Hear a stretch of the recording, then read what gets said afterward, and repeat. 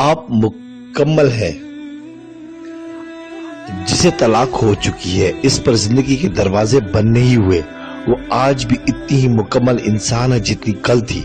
جو بیوہ ہے، سنگل مدر ہے، جس کی شادی نہیں ہوئی، جس کی منگنی ٹوٹ گئی، جس کا رشتہ نہیں ہو رہا، یہ سب کی سب مکمل ہے۔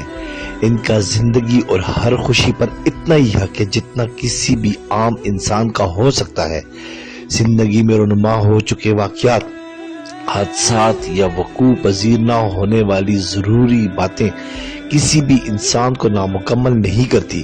یہ بیرونی عوامل ہیں۔ جس کا قد چھوٹا ہے وہ بھی مکمل ہے، جو قبول صورت ہے بقول معاشرے کے وہ بھی خوبصورت اور مکمل ہے، جو بقول سوسائٹی کے پہننے اور اوڑھنے کی سینس نہیں رکھتی وہ بھی پرفیکٹ ہے، جو گھر والوں کی ذمہ داری اٹھا رہی ہے وہ بھی پوری طرح سے ایک آزاد شہری ہے۔ ہماری وہ ماں، وہ خالہ، وہ پھپھو جن کے بال سفید ہیں، یہ بھی مکمل اور خوبصورت خواتین ہیں۔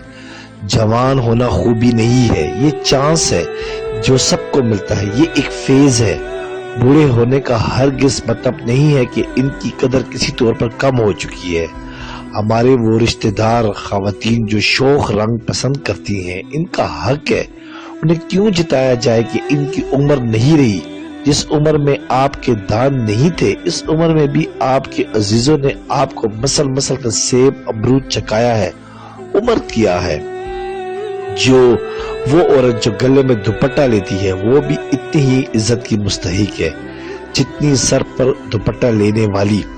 عزت دینے والے کو صرف عزت ہی دینی چاہیے۔ ان فلسفوں میں نہیں پڑھنا کہ عزت کروائی جاتی ہے، کیونکہ عزت کروائی جائے تو مشکل سے ہی ہم میں سے چند ایک کے پاس آسمانی عزت آئے۔ ہم سب اپنی اپنی تنہائیوں میں بہت کچھ ایسا کرتے ہیں جو عیاں ہو جائے تو ہماری ساری عزت جاتی رہے، شاید ہی عزت قائم رہے۔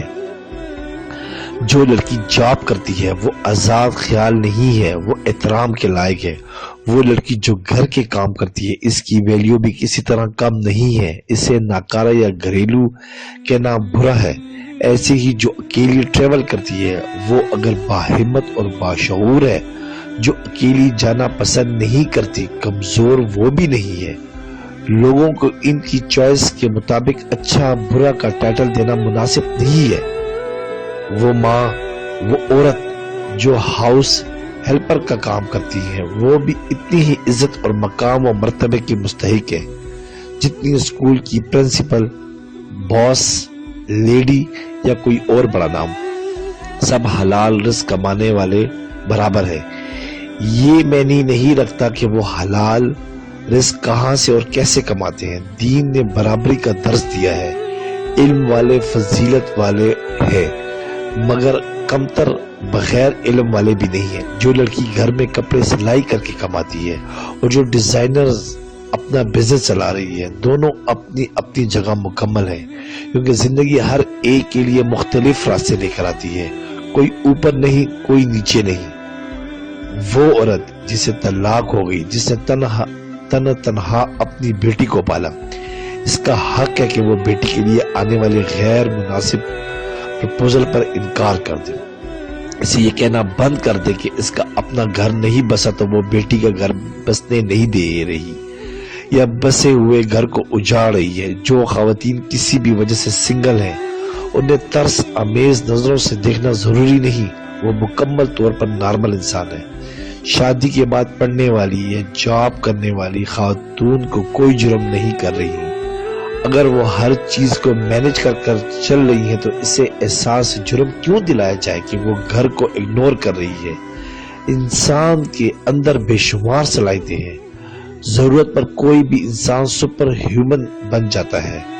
دوسری طرف اگر کوئی بہت بڑی ڈگری لے کر گھر رہنا پسند کرتی ہے تو وہ برا کیا ہے؟ اگر کوئی دین کے لیے خود کو وقف کرتی ہے تو وہ مذہبی شدت پسند کیوں ہے؟ اگر کوئی این جی او میں جاب کرتی ہے تو وہ بری کیوں ہے؟ جو ساس اپنی بہو کے ہوتے ہوئے بھی گھر میں کام کرتی ہے تو اس گھر میں یہ سوال اٹھانا غیر ضروری ہے کہ بہو کیوں نہیں کرتی۔ ان کی دوستی اور انڈرسٹینڈنگ کو سمجھیں، سوال اٹھا کر ان کے گھر فساد کھڑا نہ کریں۔ لوگ اپنے معاملات کو بہتر انداز پر ڈیل کریں. اگر بیرونی سوال ان کے سر پر بھوت بن کر سوار نہ ہو جائے. اسی طرح وہ آپا، نند یا بھابھی جو گھر کی بڑی ہیں اور گھر کے معاملات میں ان کی رائے کو اہمیت ملتی ہے، اسے قبول کریں. لوگوں کو ان کی جگہ سے اترانا بند کریں. کسی میں عقلی برتری ہوتی ہے، کسی میں عملی. کوئی انتظام بہتر سنبھالتا ہے، کوئی پلاننگ اچھی کر لیتی ہے. اب وہ خالہ ہو، پھپھو، آپا، بھابھی یا پھر ساس، لوگوں کو قبول کریں. ہر بندے کی سیٹ پر کھڑے ہونے کی کوشش نہ کریں. اگر گھر میں ساس کی چلتی ہے اور ان کی وجہ سے سارا انتظام بہتر طور پر چل رہا ہے تو ان کی بہو کو چیلنج نہ کریں کہ آگے بڑھو، سیٹ سنبھال لو. لوگوں کو بھڑکانے کی بجائے انہیں سمجھانے کی کوشش کریں. ہر انسان مکمل ہے. اس کے ساتھ ہونے والے کسی تلخ واقعے کی وجہ سے اسے ادھورا نہ سمجھیں.